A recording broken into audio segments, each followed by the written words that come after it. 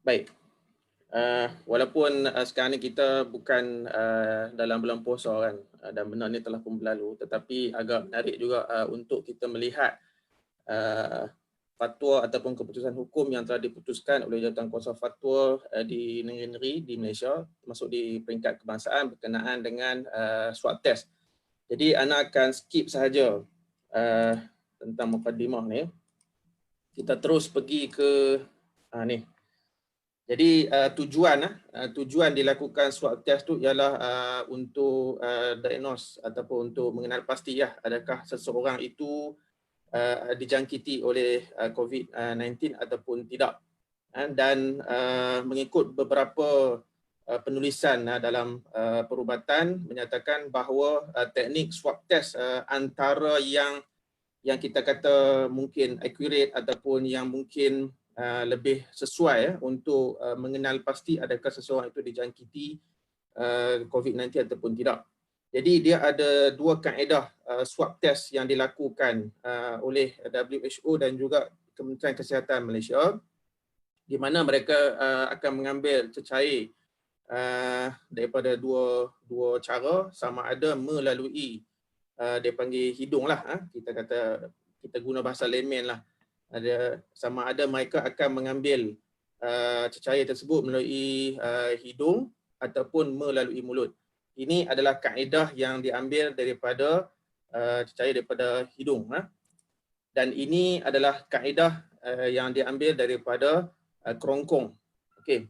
Jadi persoalannya, adakah dengan kita menjolok batang cotton bud itu yang sepanjang lebih kurang 4 hingga 5 inci tersebut memasuki dan melepasi kawasan hidung, rongga hidung, dan juga di kawasan rongga mulut.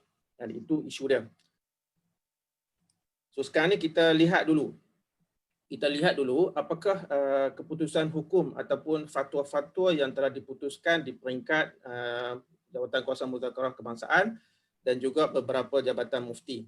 Setakat yang saya cuba mencari maklumat daripada Google lah, senang kan, terdapat 5 keputusan hukum ataupun fatwa yang telah diputuskan dan kita panggil ditulis secara rasmi, kan. Satu di peringkat Jawatankuasa Muzakarah Kebangsaan MKI berkenaan dengan panduan hukum ujian saringan dan prosedur rawatan pesakit COVID pada bulan Ramadan. Kemudian ada Jabatan Mufti Negeri Perak, ada Jabatan Mufti Negeri Pulau Pinang, Jabatan Mufti Negeri Perlis, dan juga Jabatan Mufti Negeri Sarawak.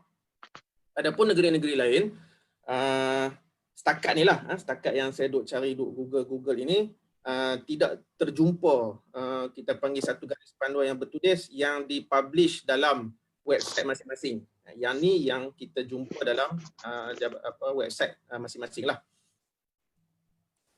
Okey. Jadi secara kesimpulannya, kita melihat bahawa boleh dikatakan semua jawatankuasa fatwa negeri-negeri menerima pakai keputusan hukum yang telah diputuskan oleh Jawatankuasa Muzakarah Khas Majlis Kebangsaan bagi Hal Ehwal Agama Islam ataupun MKI edisi khas pandemik COVID-19 kali ketiga yang diadakan pada 21 April 2020. Dan untuk makluman, Jawatankuasa Muzakarah Khas MKI ini telah bersidang sebanyak 3 kali khusus untuk isu-isu pandemik COVID-19. Dan dalam 3 kali perbincangan tersebut, mereka telah memutuskan beberapa perkara, antaranya isu menangguh ataupun meniadakan solat Jumaat dan juga jemaah, kemudian isu hari raya macam mana, tarawih macam mana, dan termasuklah berkenaan dengan isu swab test ketika bulan Ramadan, dan juga termasuk tentang pengurusan jenazah COVID-19 yang insya-Allah akan dibentangkan oleh sahabat saya nanti. Baik. Jadi kita baca sedikit apakah keputusan Mesyuarat Jawatankuasa Muzakarah Khas Majlis Kebangsaan MKI berkenaan dengan swab test ini. Dia punya keputusannya ialah prosedur saringan bagi mengesan penyakit COVID-19 adalah dengan mengambil sampel lander ataupun mukus yang berada dalam hidung hingga ke kawasan nasofaring. ataupun kita panggil rongga hidung paling atas, ataupun dalam istilah tajuk dia panggil khayshuman, dan rongga mulut hingga ke kawasan orofaring, anak tekak, kawasan ni, anak tekak ni. Jadi prosedur tersebut adalah tidak membatalkan puasa. Dan ini selaras dengan keputusan Jawatankuasa Mudzakarah Kebangsaan MKI berkenaan dengan isu panduan pesakit, panduan berpuasa bagi pesakit. Baik, berdasarkan keputusan Mudzakarah yang telah dibincangkan di peringkat kebangsaan ini, yang dihadiri oleh semua mufti-mufti negeri ataupun wakil-wakil negeri, maka daripada keputusan inilah kita melihat bahawa fatwa di Malaysia mengambil pandangan yang menyatakan bahawa tidak membatalkan puasa apabila dibuat prosedur swab test pada siang Ramadan. Baik. Namun apabila kita melihat dan kita merujuk kepada pandangan mazhab kita dalam mazhab Syafi'i. Okey, saya hanya fokus dalam pembentangan ini tentang mazhab Syafi'i sahaja. Kalau kita melihat kita panggil antara kitab-kitab yang muktamad, yang dirujuk dalam kitab mazhab Syafi'i ini ialah kitab karangan Imam An-Nawawi rahimahullah. Dan antaranya beliau menyebut dalam kitab Minhajut Talibin, syaratus saum al-imsaku ani al-jima' wal istiqa'ah, dan juga wa an wusulil ain ila ma yusamma jaufan. Antara perkara yang membatalkan puasa ialah masuknya sesuatu benda dalam apa yang dikatakan jauf ataupun kita panggil rongga. Okay, mungkin matan minhaj ini tak berapa nak clear lagi. Disambung ataupun dijelaskan lagi dalam kitab-kitab lain, termasuk dalam kitab Rawdatul Talibin. Antaranya Imam Nawawi rahimahullah menyebut minal muftirat dukhulu syai'in fi jawfihi, iaitu masuknya sesuatu benda. Tak kisahlah makan ke, kayu ke, batu ke dalam apa? Ke dalam jawf, dalam rongga. Wa qad dabatu dakhil al-muftir bil 'ain al-wasilah. Dan para ulama telah meletakkan prinsip ataupun dawabit benda yang masukkan itu yang boleh membatalkan puasa itu, iaitu benda yang boleh sampai ke dalam. Okey, az-zahir ila al-batin fi manfadhin maftuh an qasdin ma'a dhikri saum, iaitu benda yang masuk melalui kita panggil rongga terbuka dengan sengaja, dan ketika itu dia dalam keadaan sedar bahawa dia sedang berpuasa. Okey. Daripada sini kita melihat bahawa dalam mazhab kita, mazhab Syafi'i, menyatakan bahawa apabila masuknya sesuatu dalam rongga kita, maka ia akan membatalkan puasa. Tetapi dalam isu prosedur swab test ini, nampaknya Jawatankuasa Mudzakarah dan juga Jawatankuasa Fatwa-Fatwa mengambil pandangan yang menyatakan tidak batal. Jadi apa hal ni contoh? Okey, kita lihat poin yang seterusnya. Antara hujah yang digunakan yang mengatakan tidak batal kerana sesuatu yang masuk ke dalam rongga itu dia bukan berbentuk makanan dan minuman. Jadi dalam prosedur swab test itu yang dimasukkan ke dalam rongga kita ialah batang swab test yang macam korek telinga tu, cotton bud tu, lebih kurang 4 inci ataupun 5 inci, dimasukkan sama ada hidung ataupun ke dalam mulut, dan akan ditarik keluar. Okey. Dan saya baru ni ketika bulan puasa juga telah ditanya oleh seorang anak murid saya, dia buat prosedur rawatan telinga, di mana antara rawatannya itu doktor masukkan macam lebih kurang macam benang lah. Benang itu diletakkan ubat dan dimasukkan ke dalam telinga, dibiarkan selama beberapa jam. Okey. Jadi benang ataupun tali itu tergantunglah dekat dia punya ni kan. Jadi lebih kurang macam tu. Sebab nanti akhirnya benang tersebut akan ditarik semula keluar. Jadi ini antara hujah yang menyatakan tidak batal sebab yang masuk bukan bentuk makan dan minum, apatah lagi benda tu akan ditarik keluar, dia tak akan masuk kekal dalam perut kita ataupun dalam rongga kita. Dan ini antara yang disebut antara penulis muasirin lah. Antaranya Ahmad bin Muhammad Al-Khalil menyatakan bahawa contoh sebagai titisan ubat melalui hidung tu inhaler, okey, tidak membatalkan puasa sekalipun sampai ke perut kerana ia bukan bentuk makanan dan minuman.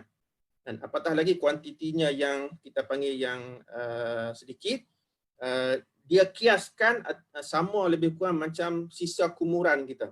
Kan? Kita ambil air daripada luar, kita kumur-kumur mulut, kita dah ludah, kita cuba buanglah setakat yang boleh, tetapi sisa-sisa ataupun baki yang ada itu dimaafkan. Jadi beliau kita panggil takyifkan ataupun mengkiaskan tidak batalnya puasa kalau kita daripada sisa kumur itu sama macam kita gunakan titisan ubat melalui hidung ataupun inhaler bagi pesakit asma yang ni. Okey. Jadi secara analisanya yang saya nampak daripada kita panggil perbahasan ini dalam kitab-kitab fiqh mazhab Syafi'i khususnya kita hanya membincangkan secara umum. Tetapi sebenarnya kalau kita rujuk balik kitab Raudhah dan juga kitab-kitab fiqh yang lain, Imam An-Nawawi rahimahullah telah mentafsirkan ataupun telah memperincikan, yang mana saya tak sebut dalam slide pembentangan ini. Tuan-tuan dan puan-puan boleh rujuk kitab Raudhah. Imam Nawawi memang dia detailkan sedikit apabila perbahasan tentang masuknya sesuatu dalam rongga tersebut. Okey, apa yang kita boleh buat kesimpulan di sini ialah bila kita melihat pandangan dalam mazhab Syafi'i, kemudian pandangan fatwa-fatwa di Malaysia yang berkenaan dengan swab test, mereka mentafsirkan ataupun mereka memperincikan pandangan fuqaha mazhab Syafi'i mengenai masuknya sesuatu dalam rongga itu dengan sengaja. Jadi sekiranya yang masuk ke dalam rongga dengan sengaja itu berbentuk makanan dan minuman, maka ia membatalkan puasa. Tetapi khusus dan saya juga sempat membaca 2-3 kita panggil penulisan berkenaan dengan al-muftirat, al-mu'asirah, perkara-perkara yang boleh membatalkan puasa pada kita panggil mengikut fiqh kontemporari ini.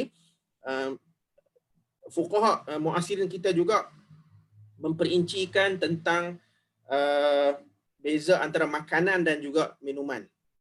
Jadi kalau dalam swab test ini bagi mereka, mereka menyatakan ya memang benda tu masuk dengan sengaja, dengan keadaan sedar, tetapi memandangkan ia berkaitan dengan kesihatan, maka ia dimaafkan. Jadi mungkin kita boleh dasarkan fatwa ini dengan dalil ataupun kaedah istihsan, istihsan bil darurah ataupun istihsan bil masyaqqah, kan. Jadi di sini kita melihat bahawa dalam swab test dia tidak berbentuk makanan dan dia tidak masuk ke dalam badan dan kekal seterusnya sebab dia akan ditarik keluar, kan. Dia masuk kejap aja, jolok sampai ke tempat yang dia nak ambil sampel tu, maka dia akan tarik keluar, kan. Baik, jadi sebagai penutupnya yang saya melihat bahawa perbezaan pandangan fuqaha kita ada yang batal ataupun tidak ketika swab test itu adalah dari sudut pandang berbeza dalam memahami maksud al-jawf. Okey. Jadi kalaulah kita katakan al-jawf itu rongga terbuka, setakat mana? Kan? Jadi mungkinlah kita jarang jumpa ulama kita memperincikan setakat mana ni. Contohlah kalau kita korek hidung ke korek telinga, kan. Kalau hujung-hujung ni ataupun masuk sikit batal tak? Kan. Tapi kalaulah di kalangan kita yang memahami al-jawf itu adalah permulaan rongga, maka bila masuk sahaja melepasi kawasan tersebut, maka akan membatalkan puasa. Tapi kalau kita faham kita panggil al-jawf itu adalah rongga yang kawasan dalam, mungkin kita akan kata tidak membatalkan puasa, kan, dan sebagainya. Okey. Namun agak menarik bila kita melihat sikit lagi 1 minit lagi. Agak menarik apabila kita melihat fatwa yang diputuskan oleh Jabatan Kuasa Fatwa Negeri Pulau Pinang, yang mana Dr. Hafiz ada ni, mungkin dia boleh komen sikit nanti kejap lagi. Fatwa Negeri Pulau Pinang menyatakan swab test, prosedur swab test tidak membatalkan puasa, tetapi sebagai al-khuruju minal khilaf adalah lebih baik mereka yang membuat prosedur swab test ketika siang Ramadan itu menggantikan ataupun mengqada puasa tersebut, kan. Tapi kalau negeri-negeri lain kita lihat mereka kata tak batal, kan. Tapi Pulau Pinang dia lebih ihtiyat, untuk menasihatkan mereka yang buat swab test itu diqada pada hari lain. Dan pada pandangan saya, of course lah, kalau kita boleh buat prosedur tersebut pada siang Ramadan itu lebih pada sebelah malam Ramadan itu lebih baik, kan, kecuali lah memang tak boleh nak elok lah, kan. Dan keputusan fatwa telah pun keluar, seperti mana yang tadi Dr. Akli sebut, Dr. Manan pun sebut, apabila fatwa telah diputuskan oleh satu pihak berkuasa rasmi di Malaysia, maka kita raikan, kerana hukumul hakim ataupun fatwal hakim yarfa' ataupun tarfa'ul khilaf. Dan kita sebagai walaupun kita asatizah, kita ada PhD, kita Prof. Profesor, kita hebat di luar, tetapi kita ni bukan pihak berkuasa agama, maka kita hormati dan sepatutnya kita memahamilah bidang tugas pihak berkuasa agama, contohnya macam Jabatan Mufti dalam mengeluarkan apa-apa fatwa, khususnya berkenaan dengan pandemik COVID-19, dan harap-harapnya insya-Allah ijtihad para mufti jawatan kuasa fatwa kita ini merupakan terbaik, yang terbaik kepada kita untuk kita ikuti. Jadi sekadar itu sahaja pembentangan saya. Aqulu qouli hadza wa astaghfirullahaladzim li wa lakum. Wassalamualaikum warahmatullahi wabarakatuh.